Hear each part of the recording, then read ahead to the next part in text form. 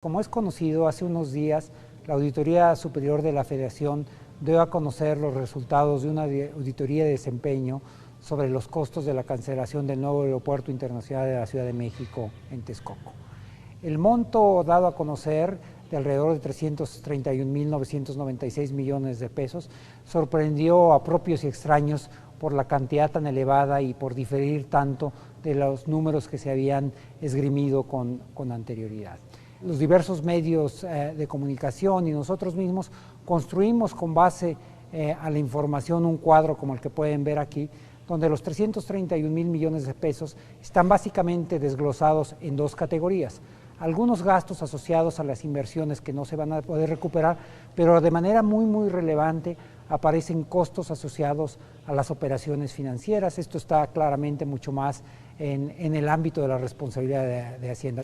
En primer lugar, aparecen costos por la liquidación de la fibra E, un instrumento de cuasi capital que había sido emitido en marzo del año 2018, y después los costos de cancelación de alrededor de 50.000 millones de pesos de un bono, más se suman los costos de los bonos en circulación por alrededor de 168.000 millones de pesos. El total de estos costos son alrededor de 253.000 millones de pesos, que representan más o menos el 75% de todo el costo asociado a la cancelación que es reportado por la Auditoría Superior de la Federación.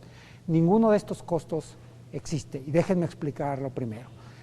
¿Por qué? En primer lugar, como mencioné, estos bonos ya habían sido emitidos, de tal forma que ya eran deuda del Estado mexicano. Los bonos fueron emitidos en 4 series, 2 de esas series fueron emitidas en septiembre del 2016, las otras 2 series en septiembre del 2017, y finalmente la fibra fue emitida alrededor de marzo del 2018. Pero además el auditor, claramente quien preparó esto, confundió las operaciones netas de las operaciones brutas. Déjenme darle un ejemplo muy sencillo de cómo podemos entender esto. Pensemos, por ejemplo, que hay una persona que se llama Juan, que solicita 100 pesos a una amiga, Sofía, y lo que hace con estos 100 pesos es depositarlos en su cuenta bancaria.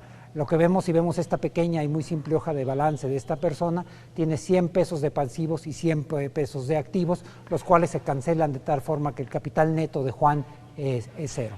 Ahora, si tiempo después Juan, con los recursos que dejó guardados en el banco, los toma del banco, los retira y le regresa a Sofía el dinero que le había prestado, en realidad lo que va a pasar ahora es que su deuda es cero, sus pasivos son cero y sus activos son cero. Nuevamente el capital contable de Juan se vuelve cero, es decir, Juan no incurrió en ningún gasto al tomar el dinero que ya debía. Eso es exactamente lo que pasó con el nuevo Aeropuerto Internacional de la Ciudad de México, excepto que en lugar de estar hablando de 100 pesos, estábamos hablando de 84.000 millones de pesos, de los cuales 34.000 venían de la fibra E y 50.000 venían de la cancelación de los bonos en circulación. No hay ningún gasto adicional.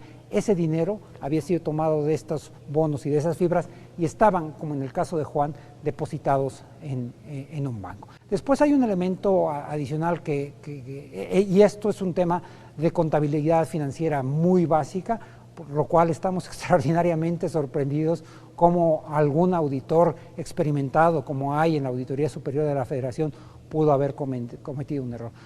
Otro error, que ese sí es un poquito ya más complejo, es el de cómo se calculan los costos cuando tienes gastos ejercidos un año y gastos que se pueden hacer en el futuro.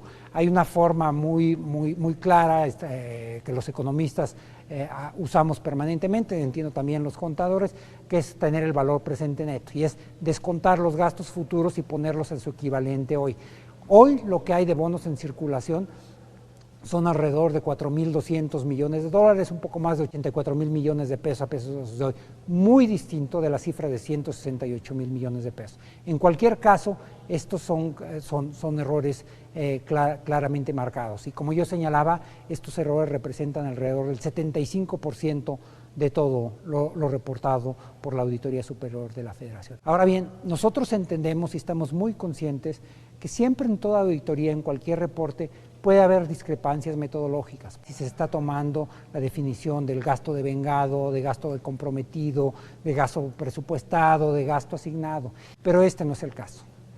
En el caso del reporte de la Auditoría Superior de la Federación, fueron la no utilización de criterios contables básicos y con criterios financieros extraordinariamente elementales. Eso es difícil de entender en proveniente de una institución extraordinariamente experimentada, y por ello nosotros no sabemos muy bien a qué se debe.